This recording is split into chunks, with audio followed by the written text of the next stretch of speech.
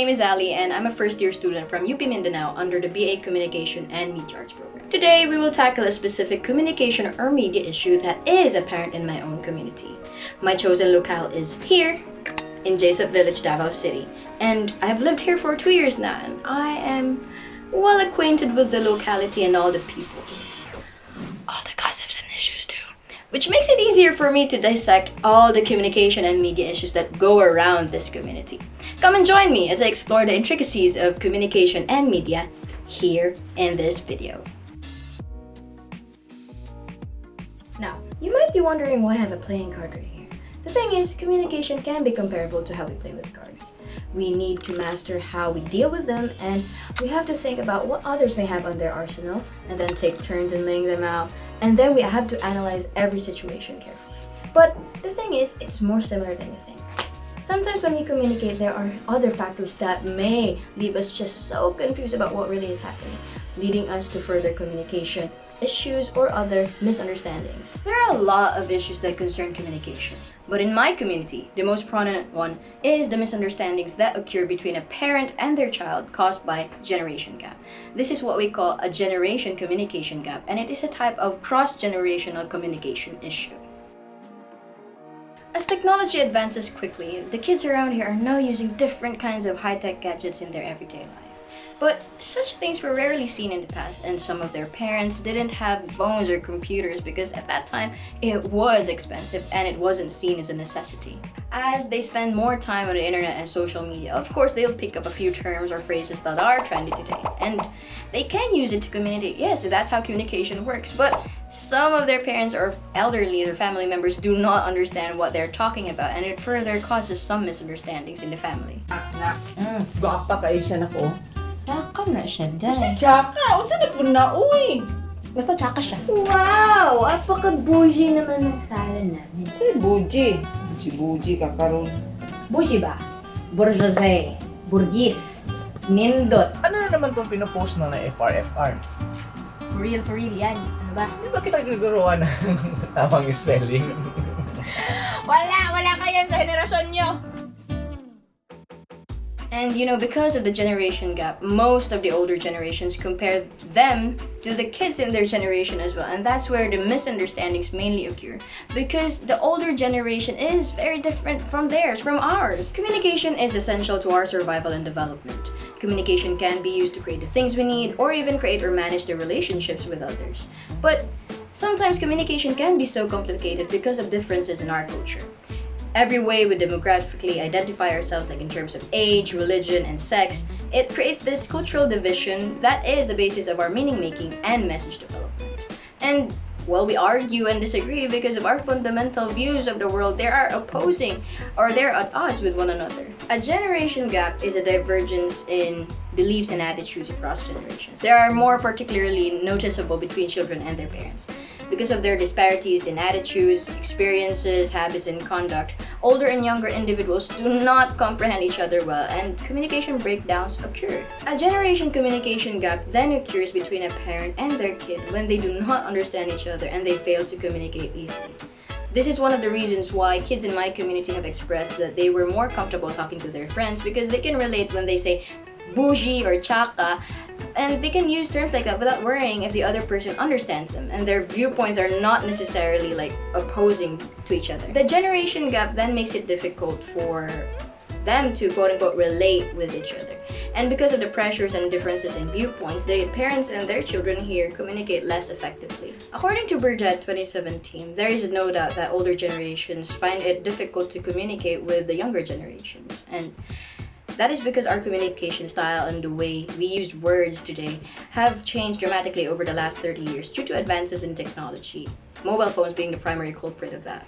According to a study by Afzal et al. In 2016, as each generation is born, the uptake on electronic communications is also swift, resulting in reduced face-to-face interaction and the inability to learn acceptable social skills such as your turn, my turn, debating, appropriately challenging what was said, and showing facial expressions, all of which are supposed to be essential when communicating. especially in verbal communication, nonverbal communication, and relational or conflict-based communication. In-person reactions to nonverbal, emotional, or social cues are also changing as people don't need to respond to these types of communication when they are online.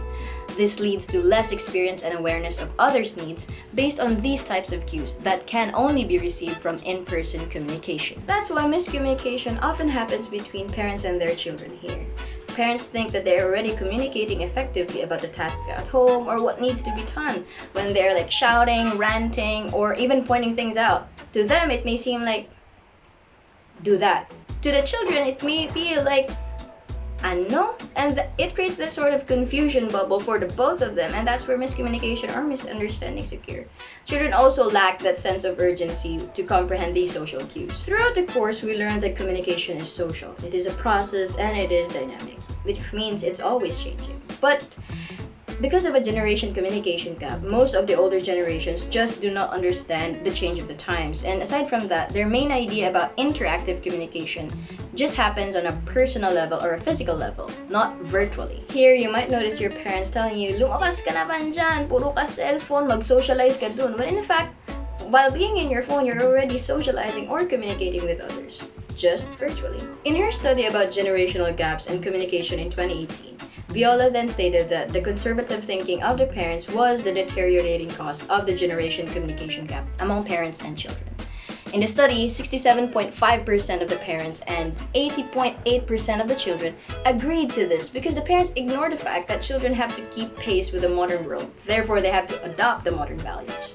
It was also found that 85.9% of the parents have the tendency to associate social media and the internet with negative connotations, widening the generation gap with their children. Lastly, about 95.2% of the children agreed that they hesitate communicating with their parents because they felt like they would not understand nor agree with their current viewpoints. The exposure of children, here in my community at least, has shaped their perspectives on a lot of things. It shaped their views on body image, religion, gender, culture, identity, and their goals. But the thing is, the older generation might find a lot of those things as controversial. Things that are already acceptable to the younger generations. And it creates that sense of hesitancy in the communication process because the children are fearful about being scolded, called out, and even disciplined for their beliefs or their opinions. You know, in my pagchichika here with the folks, I learned that most of the kids here are more accepting about a lot of social issues. Things that their parents might find to be controversial, but they are more accepting about it. Like example, coming out as gay. One kid here even ranted to me that his parents are always telling them that his gay uncle is a disgrace, and this has led him to be more distant to them in terms of communication.